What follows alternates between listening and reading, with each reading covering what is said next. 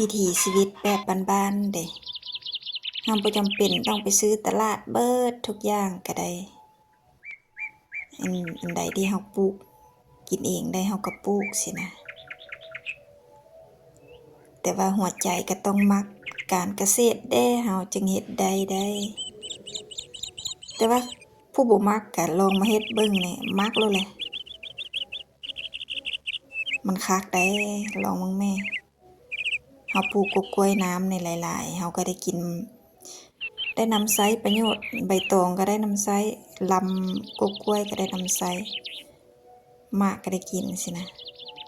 อันนี้มันเลี้ยงหอยไว้เลยทำอิฐไอ้หนองป่ามาเลยหอยอยู่สุดท้ายหอยอยู่หอยบ่ได้เลี้ยงเองเด้มันมานะผักตบแพร่ออกบักหลายนะเด้ต้นไม้กินมากมันก็อาศัยกินปุ๋ยนะมันกกล้วยอยู่แคมไก่หั่นปลูกต้นกล้วยเนี่ยมันก็ฟื้นฟูอันดินนี่เด้ดินมันบ่ดีเฮาก็ปลูกกกล้วยใส่หลายๆอันนี้ต้นมะเพ็ด